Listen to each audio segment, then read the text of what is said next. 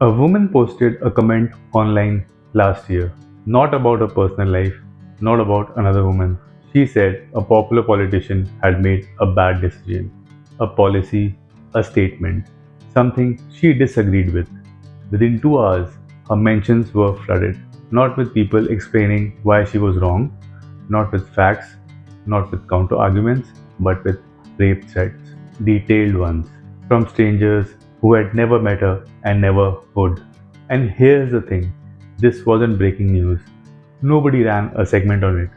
Nobody called a press conference. Nobody called it a crisis. It was just a normal Tuesday. And by Wednesday, it had already been forgotten, except by her.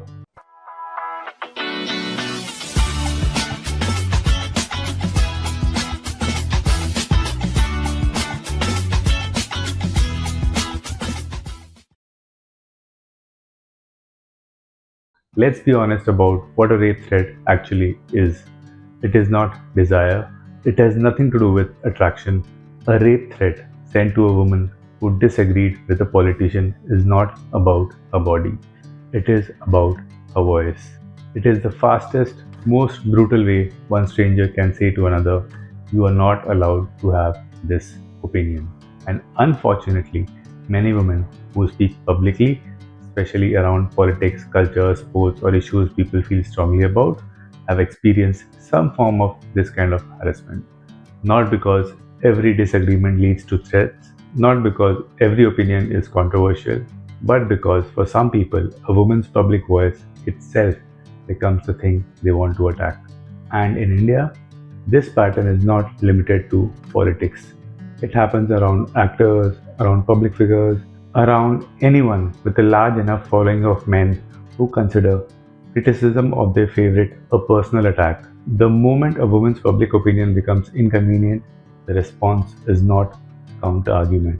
It is a body that gets threatened. And that tells you something important. The acceptance of women's opinions in public spaces has often come with conditions. Agree with us and you are celebrated. Inspire us and you are put on a pedestal. But disagree with something we care about and that acceptance can disappear very quickly. Not every man responds this way, but enough do that to make it look like a pattern. A woman's opinion can be wrong, it can be challenged, it can be criticized, but none of those things make threats acceptable. Now, here's the part that gets swept under the rug every single time this conversation comes up.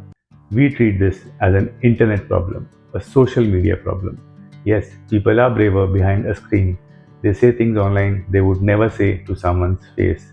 But the screen didn't give them the thought, it just took away the fear of being caught.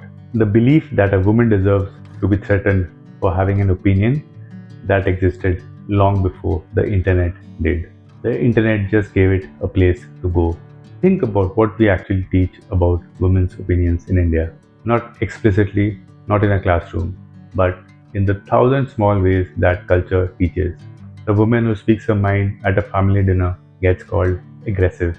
The woman who publicly disagrees with her husband gets called disrespectful. The woman who criticizes a beloved public figure gets called attention seeking.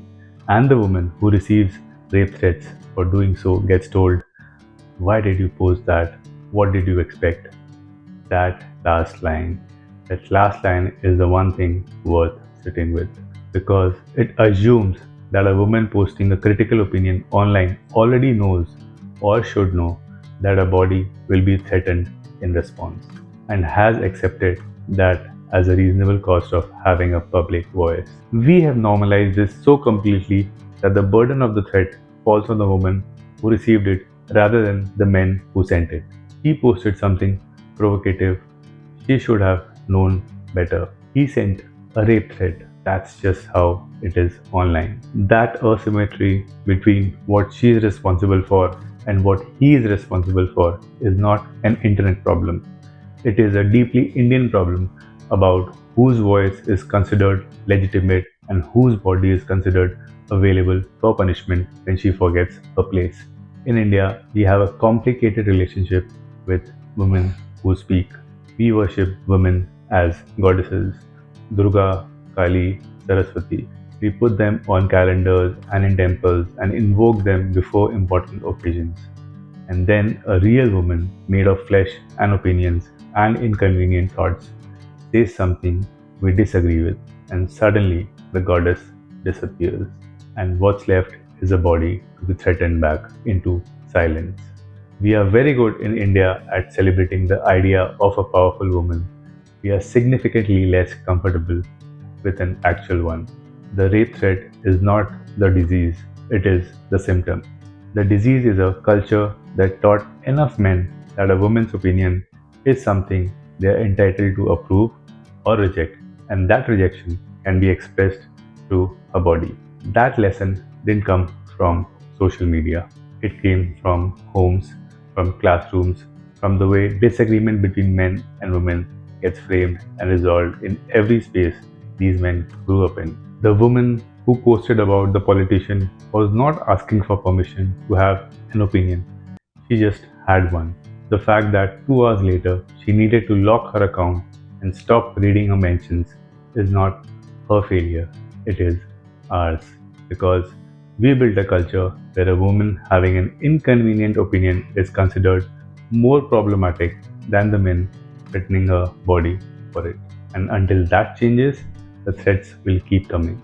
Not because of the internet, not because people can hide online, but because somewhere in enough homes, in enough classrooms, in enough unexamined assumptions about whose voice counts, we taught men that this was an acceptable response and we never untaught them. That's the fact. Subscribe for more conversations like this. I'll see you in the next one.